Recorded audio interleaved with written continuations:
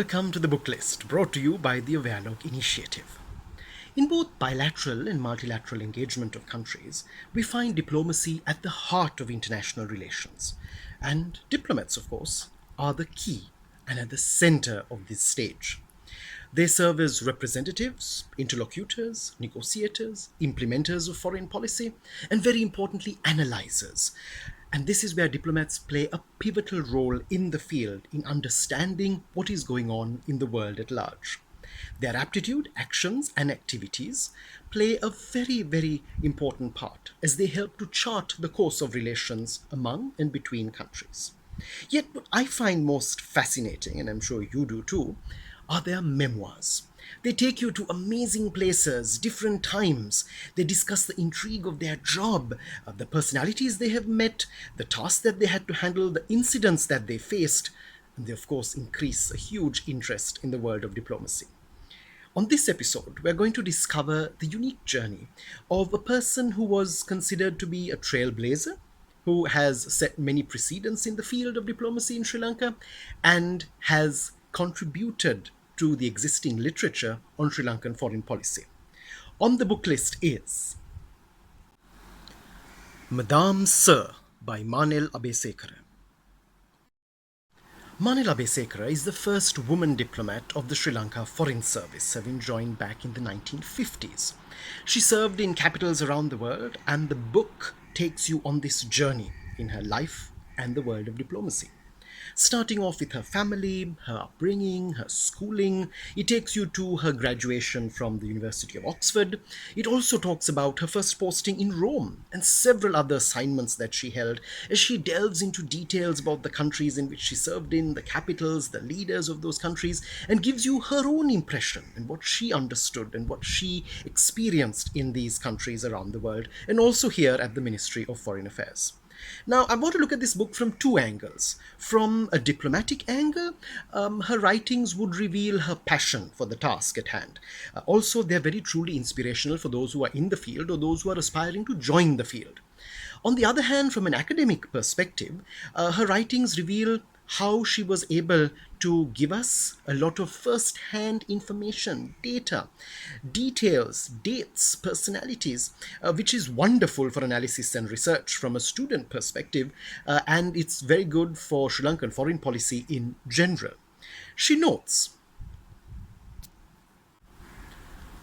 "The purpose of my writing is to recall pleasurable as well as important memories and landmarks in my life and career, which may provide some insights into foreign service work for those who may be interested in it through the career of someone who, in a sense, stumbled upon a career which she enjoyed to the hilt."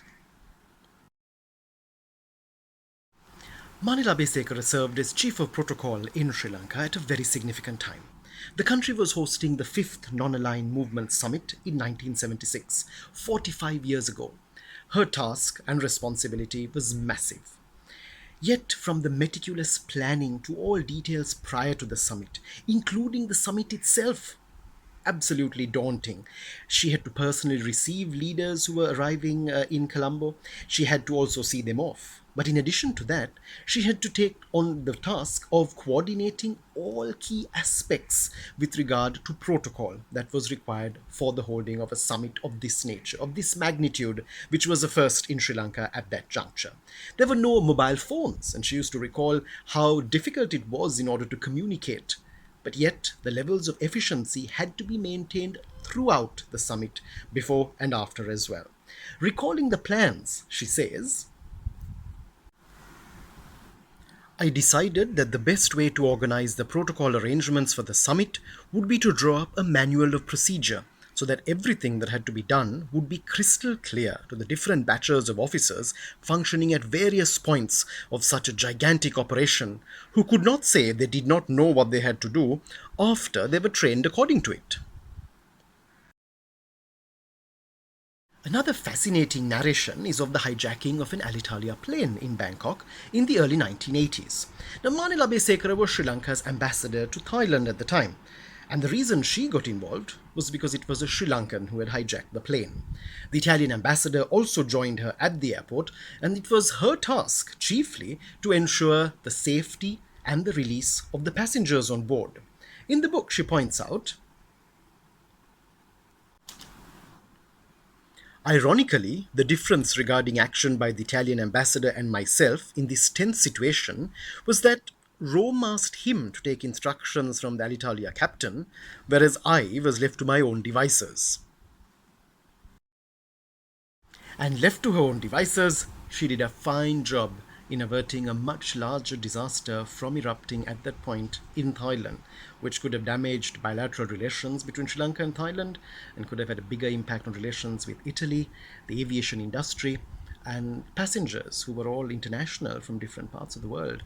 This could have had a much larger impact, and she was thankfully able to avert a bigger disaster from erupting.